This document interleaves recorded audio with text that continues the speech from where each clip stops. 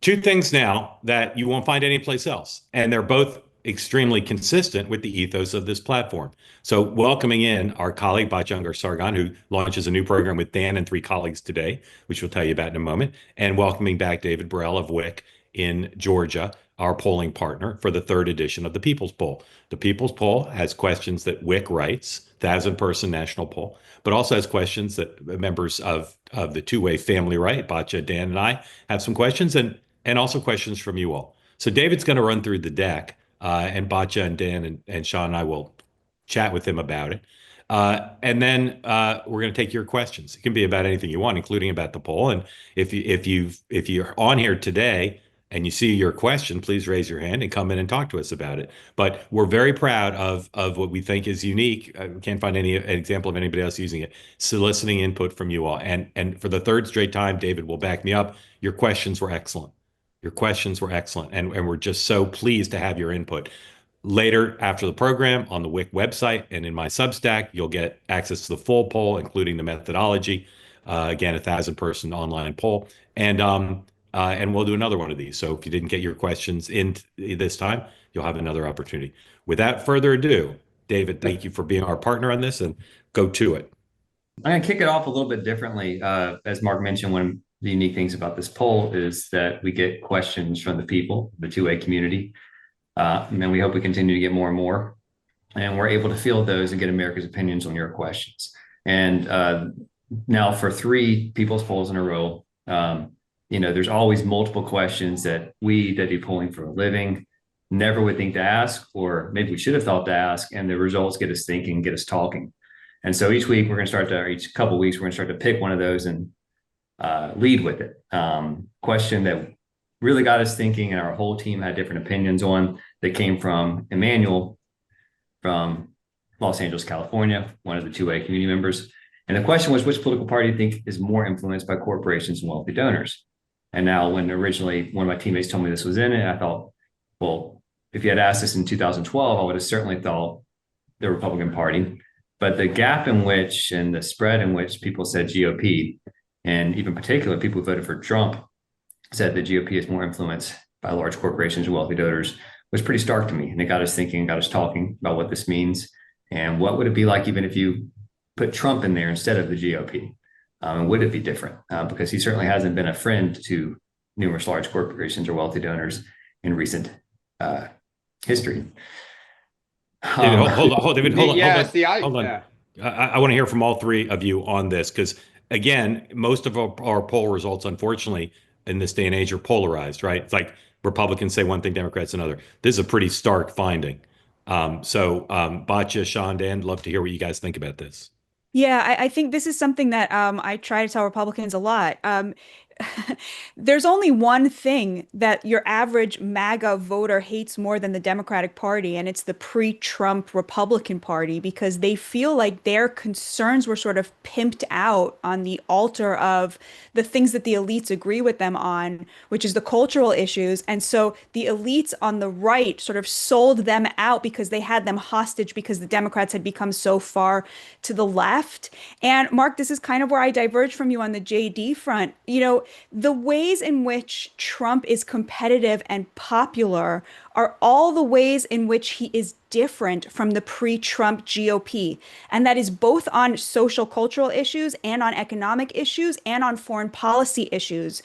On all of those, he is radically different from the pre-Trump version of the party. And this poll really confirms that even MAGA voters still see the party, the Republican Party, without Trump, as anathema to their best interests. That's kind of what I see here. Yeah, Sean.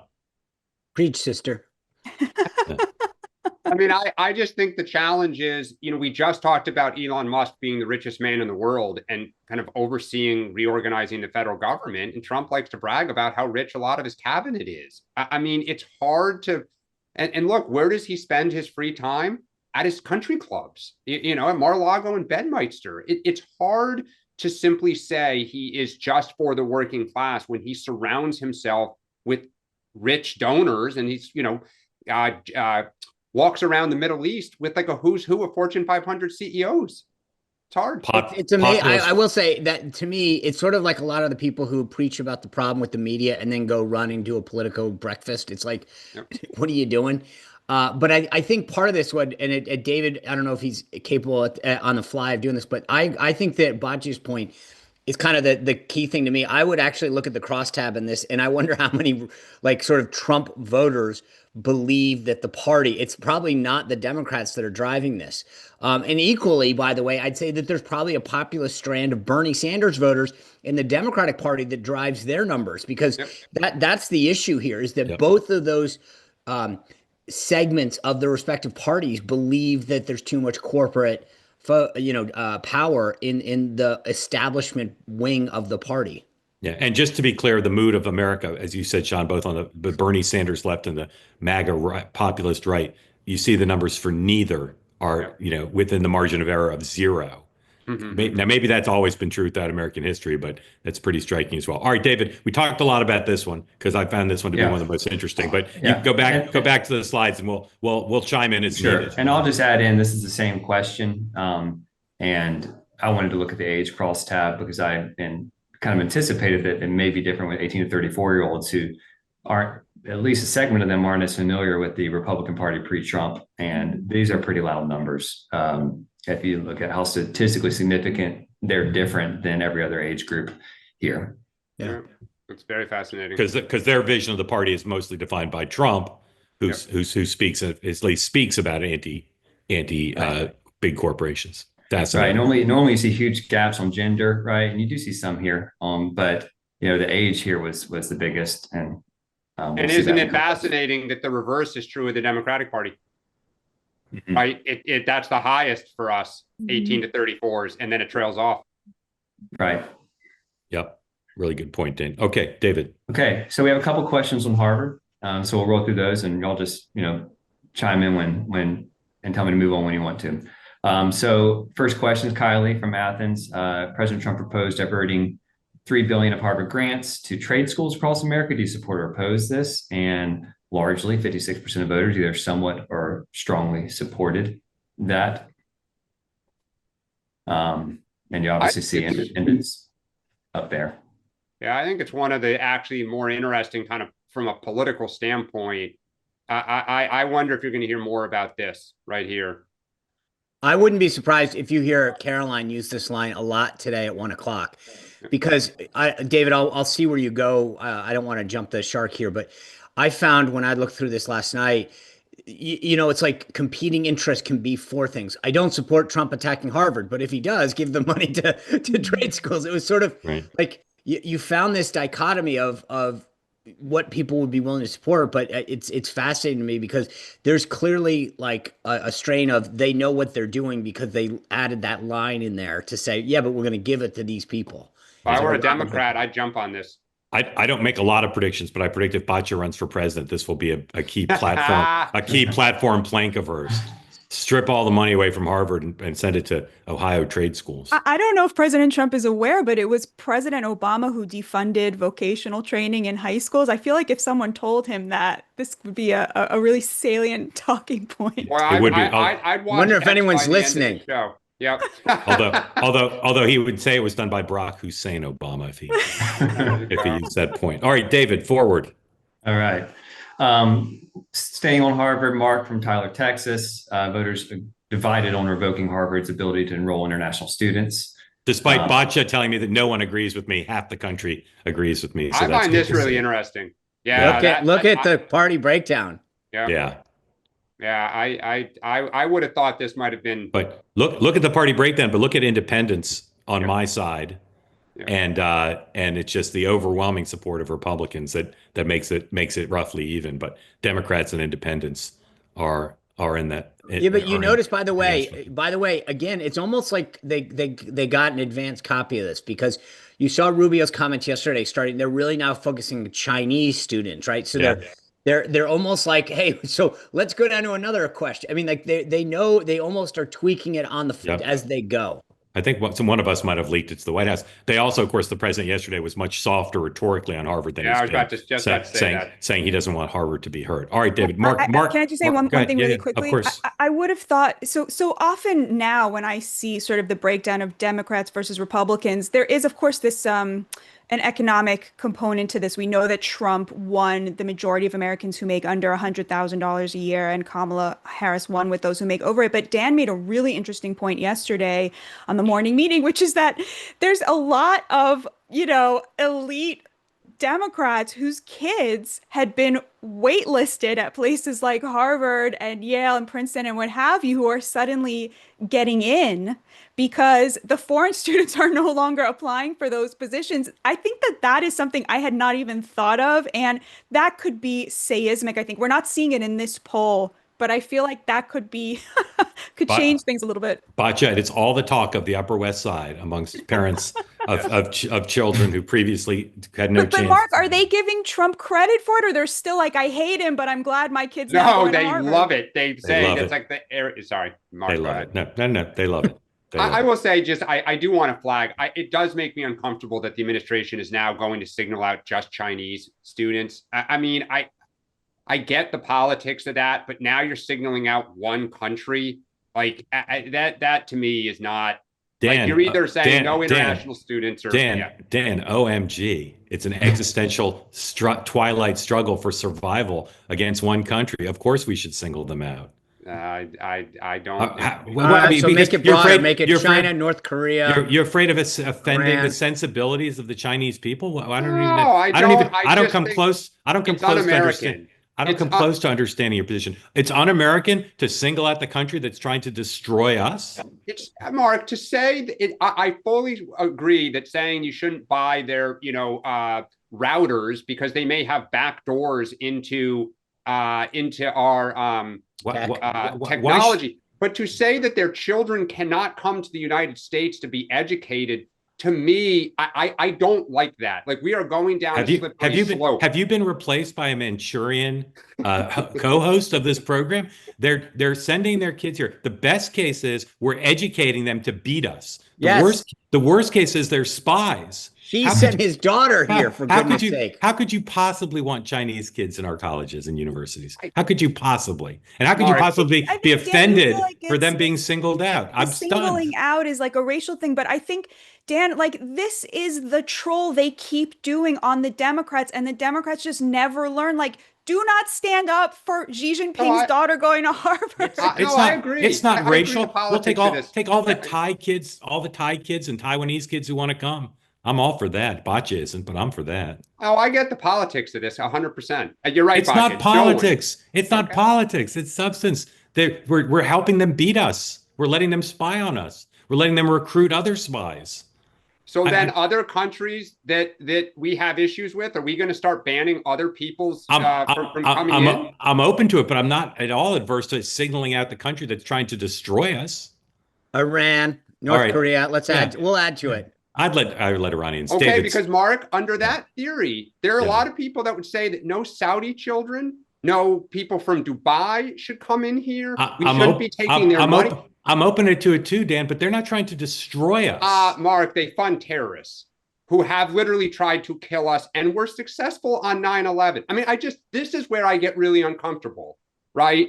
Because we take their money in our investment funds. They buy our stock. The president was just there saying, we're not going to tell you how to run your country. But now with it's a very slippery slope to start saying, nope, not you, not you, not you, not you. I'm going to say one more thing, channeling my inner Botcha. There's a limited number of slots, Dan. There are Americans who could use them. There are allied countries' kids who could use them.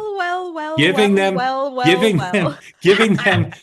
to Chinese kids. I got nothing against the Chinese kids. All right. I think we declare a winner here. Yeah. All right, David. Sorry. Last one. I'll move to another section.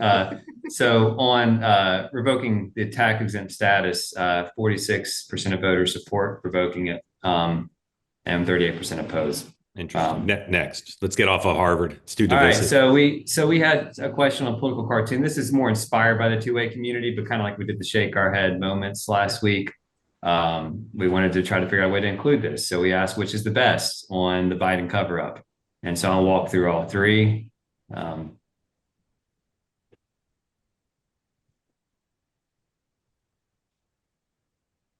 And three. All right, any guesses who haven't seen this one yet? I'm going with gel. I can't answer. I saw it. Okay. I don't remember what it was, so I feel, and also in the crosstabs they didn't have the picture, so It was, but very close. Very I would close. say that based on the percentage of people who may not know who Jake Tapper is, that Right. was It's it's a very good cartoon of Jake Tapper, I have to say. Yeah. Very well rendered. I mean, I did put a crosstab on here, a party, because I thought it was interesting that Democrats picked the Jake Tapper one over the other two. There his you own go. party abandoning him. All right, move on, please. Okay, so we have some economy, big beautiful bill questions, and kind of starting it off with a bit of a gut check for Trump is, 67% of voters report that their typical grocery bill has increased at least slightly since January 1st, 2025. And I highlighted on the right there the Trump-Harris crosstabs, and that only 11% or 12% say slightly lower or much lower. It's obviously just shows you that, again, the partisanship with which people answer polling, because obviously, although maybe prices have gone up less in red areas than blue, although I don't think that's the case, the discrepancy is just too high. I agree. That's what jumped out at me last night, is I was like, wait a second. Like, I can't say I mean, I do enough of the grocery shopping that on like stuff on staples, I don't notice, like, and I'm a pretty cheap New England guy. I normally, like, I'll be like, oh my God, that's up 18 cents. I don't see I think slightly higher in some cases I would get, but I agreed. That jumped out at me like, whoa, where are you shopping? Mm-hmm. At the MAGA Mart is where they're shopping. No, they're not shopping at the MAGA Mart. The people who are on that are definitely. I mean, some prices are up. No, I get it. I get that. My point, though, is that some things, yes, I'm aware of it, but for that many people to say much higher, I mean, this is like the Biden people couldn't believe it. yeah, but that all right. Anyway, I said, I agree that I think that there was it's a partisan thing more than anything. All right, David, keep going. All right, Dan, your question, whether the Big Beautiful Bill will help or hurt family finances. And I mean, that just tells me that the race to define this bill a little bit is still out there. I mean, that's exactly right, Dan. If you split the make no difference and you start, I mean, it becomes like a 50 to 40, 50-35 issue. There's a lot of work left to be done. And remember that if you don't pass the bill, your 66% of Americans' tax bills will go up. So to your point, Dan, you're absolutely right. If the Republicans don't go out there and define this first as beneficial to you for a variety of reasons, then they're going to get screwed on this, because you're doing all this for naught. And this should be a big wake up call for Speaker Johnson, the NRCC, and outside groups. David, do you have party ID on this one? I don't have the That's all right. It's all right. I'm just curious what I independent. don't have it up. It's in the crosstabs. I'm just curious what independent said on this one. But go ahead. And that question was from Dan Turrentine of New York City. I hope I pronounced that correctly. Yeah, apparently Beijing will text me that answer, Mark, while we're on it. Good But question. also, what I find really interesting about this is that the criticism from the Democrats of the big, beautiful bill is that it is a giveaway to the rich. And yet Democrats are now overrepresented in the rich. And yet here we have 54% of Harris voters saying it would hurt their finances, which is like contradicting their own criticism of the bill. So I think there's also probably some partisanship happening here as well. Yes, and that's the irony, is the party still doesn't recognize it's the white collar, not the blue collar party right now. Yep. Okay, from Mark, I like this one. 63% of voters think it's worth trying or achievable for Apple to make the iPhone in the US. Now, there's a couple different ways you write that headline, but I didn't expect this result. Let's put it that way. I didn't either, and I feel this is the greatest indication of the ignorance of the American people, because it's a crazy answer. That almost half of Republicans think we can make iPhones in the U.S. All right. But this gets back to what I keep saying about Trump. What people look at that middle answer and the way that it's phrased. And I don't know if you wrote that, Mark, or David did, but comma, worth trying. That's the thing about Yeah. Trump, is that his answer to everything is, I'll fight for it, I'll try, because too many people have done nothing in the past and given us a bunch of excuses. People want you to at least try to fight. That's the thing about Doge. That's the thing with tariffs.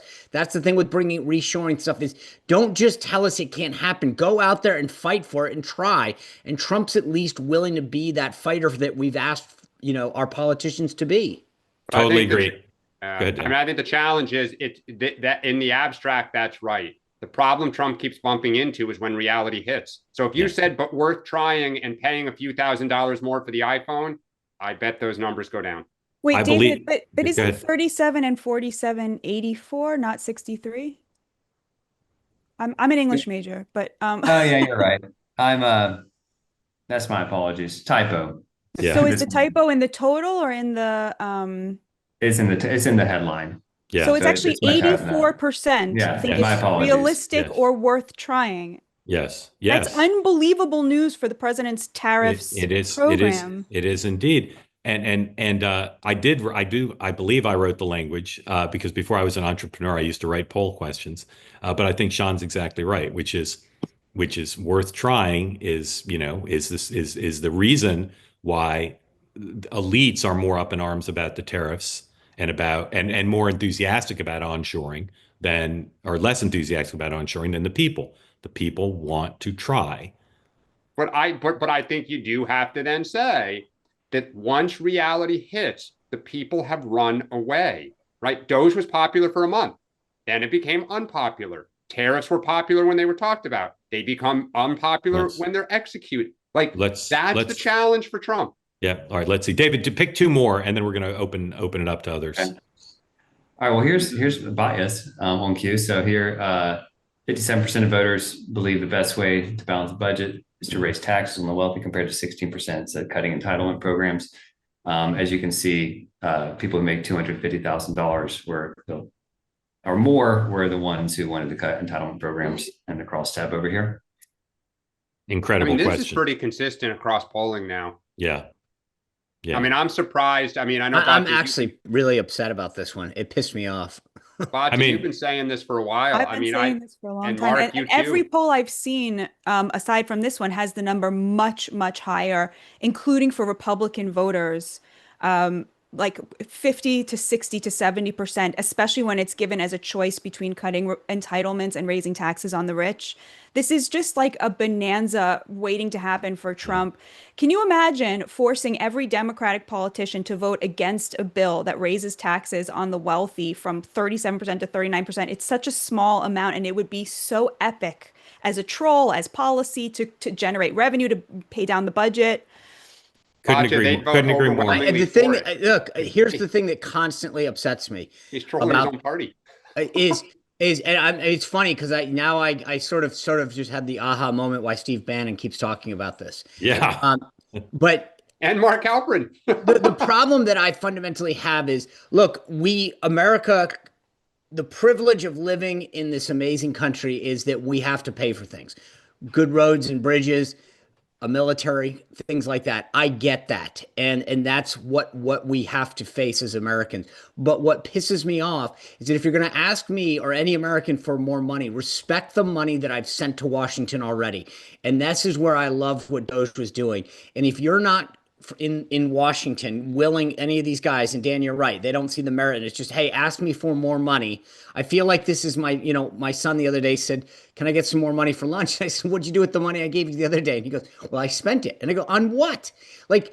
There needs to be an accountability. If you're going to come back to me and say, work harder, pay more, tell me what you spent the money on, and they can't do it. The Pentagon can't pass an audit. Until you pass an audit, don't ask me for more money. And I think that's the problem with, I don't doubt the results in this, but it pisses me off that most Americans would rather say, hey, somebody else keep paying the bill, and we're not going to require anyone to have any accountability. Well, can I This just is say the- briefly, just 2 points on that. The first is I don't know if this is possible. I'm not like smart enough or educated enough, but it seems to me like they should be able to create a fund out of that just from the 37% to the 39% and only use it to pay down the deficit. Like that seems obvious. I totally agree with you, Sean. Like that shouldn't that because that is a gift from wealthy people. I don't know if that's possible, but that's what I would do it if I was in charge. The other thing I would say is just very quickly, we are asking working class people to pay more for things through the tariffs. I mean, I don't agree that it's like a tax on, I think a lot of it gets paid back to us in many different ways. But in order to do very important things for our nation on national security, reshoring manufacturing, and they are doing it and they are willing to do it if it means a better future for their children. And I just can't, the way you feel about being asked to pay for waste, I feel about asking the least of us to be making sacrifices and not asking for something in return from the people who have the most. I agree. And all I'll say is there's nothing magic about the current top rate. It's not like set in stone. It's not like we're moving from some sanctified rate. It's just asking rich people to pay more. All right, David, Well, there's but more can in I the just poll. say though, because I want to be clear, this is not the Democrats opposing this. Bacha, they get 90% Right, of of them. course. It's Republican on Republican. Yeah, And as yeah. someone who's like was in the trenches on this, the small business community goes ape, you know Yeah, what, yeah. on that issue. That is your biggest Yes, 100%. obstacle. But they're on the wrong side of public opinion in politics. All right, David, take the slides down. Please stay with us. Bacha, stay with us. We open it up for questions. Hey, And again, can I there's make way, one- yeah, of course. Go ahead. One quick point. We're not going to get to it today, but I just because of the timing of this, I want to just say it for the record. We can pick it up any other day. Dan has talked about this for a while, so I'll give him credit. But in the poll, they asked Elon's favorable, unfavorable. Bottom line is it's not great. Woke up this morning, and for the last 24 hours on DC television, because not what's DC area television, Metro, but yeah. in Northern Virginia, every Democrat running for attorney general and lieutenant governor talks about they're running to fight Trump and Musk. Now, if you're running for lieutenant governor of Virginia, the Commonwealth really isn't dealing with Elon Musk a lot in terms of, but it just shows that their polling is saying go after Musk to be attorney general or lieutenant governor of the Commonwealth of Virginia. Yep. I just found it fascinating because it literally, you can tell that they're seeing that and saying, run against Elon Musk to be, Yeah. Particularly where all those government jobs are. He'll be in more midterm ads than Kamala Right. Harris. David, stay with us. Love the poll. Again, the poll will be in my Substack after the program. It'll be on the WIC website. There's lots more interesting questions. I got some questions in there about whether people buy Chinese products or not, and whether they think they're high quality. That I'm super grateful to have that data. Hannah, welcome in. Unmute. Tell folks who don't know where you are and what's on your mind. And thank you for being part of Two Way. Hi, Mark. I'm so happy I get to be on here with Bacha. I love her so much. I'm looking forward to the group chat this afternoon because I love her and Dan. I only raised my hand because y'all used my poll question. I was so excited. I've been trying to get a good one in. I asked about the groceries because mine are actually less than they were on January 1st, just only slightly. Where do you live, Hannah? Virginia. Virginia. Which part of Virginia? Central Virginia. And your grocery prices on balance are lower since Donald Trump took office? Slightly, but still lower, yes. Interesting. Well, thank you for submitting the question. Do you want to ask a question now or just take another victory lap on your poll? Nope, just going to try to keep submitting great poll questions. Okay. We're really That's grateful awesome. to you. Really grateful to you for being part of it and love the fact that you got to be here to tell us that was yours. So thank you. Thanks, Hannah. David, See you on the group chat. yeah, and see you at 4.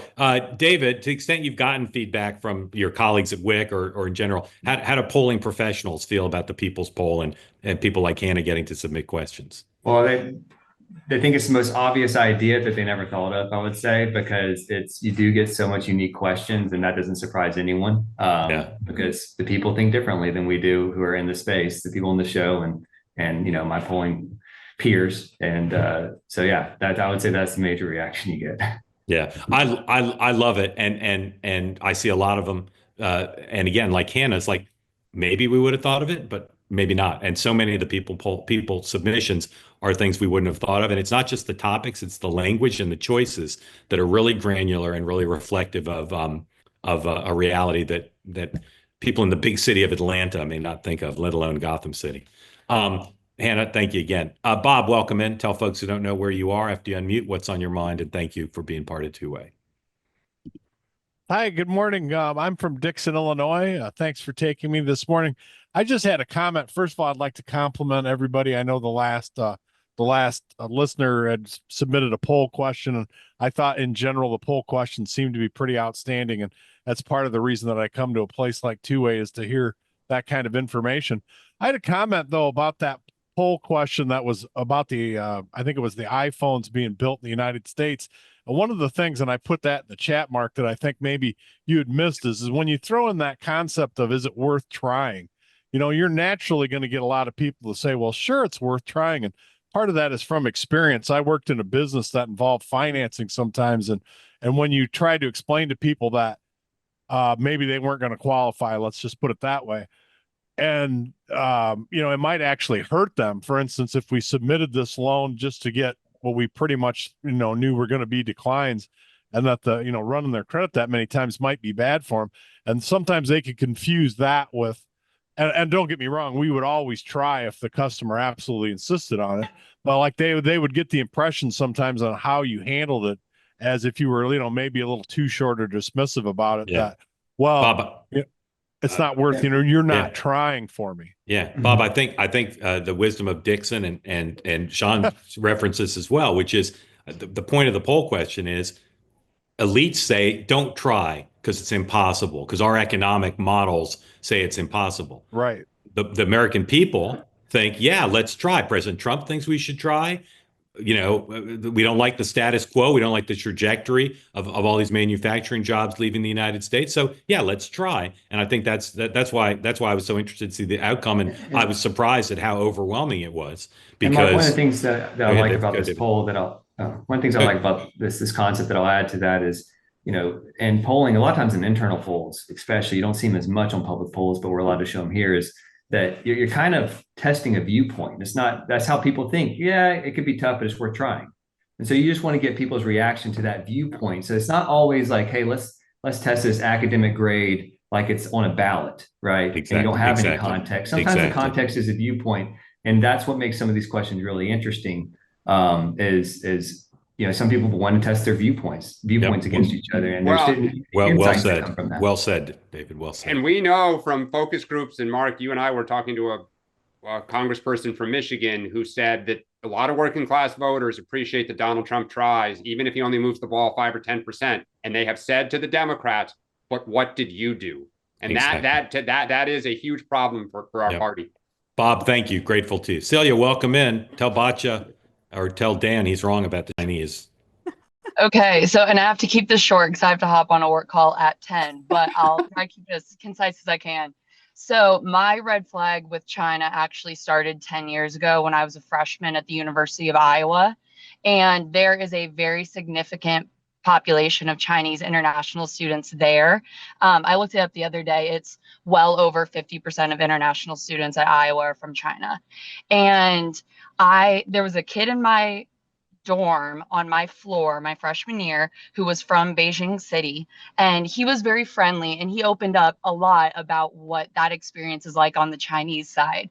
And there's a great article from 2015 in the Cedar Rapids Gazette that goes over this. I can send a link that discusses the agents that they work with starting in high school, and they keep in contact with those agents in China throughout their entire college career. And they are all required because every single student is affiliated by relation or employment with the CCP. They don't send non-affiliated students because all or some of their schooling is funded by the CCP. And they are required to return to China upon completion of schooling to be employed in China. So we don't even really reap the benefits of educating this population because they are legally not allowed by the Chinese government, as far as this student explained to me, to stay here and work. Can you imagine how hard they laugh at us in Beijing, that we're just opening our doors, letting them come to our universities, letting them spy on our students, letting them learn from the best colleges and universities in the world, and then going back to Beijing filled with Yes. spy information and skills. And these are Can you all imagine how hard they laugh at us? exactly. And these are all anecdotes. But I mean, even in Knoxville, Tennessee, 45 minutes northeast of us, there's a small private Christian college where a professor was arrested in the past 2 years for basically being an agent of the CCP and sending over valuable information from that school and his research to the Chinese government. I'm sure it's the only time that's happened. I'm sure. Yeah. Exactly. So Yeah. anyway, kind of thoughts. I've Yeah. always been questioning Yeah. kind of that relationship. Celia, thank you. Go make your work call, and thank you for weighing in. And Dan will write you a letter of apology. And in the great spirit of the Chinese Communist Party, he'll also stand in the corner with a dunce cap on for 5 hours. Thank you. Thank you, guys. That's the first I've heard that they are funded by the CCP. They have to return and work. You know, it's almost like going into the United States Navy or Army, and you have to serve for 7 years.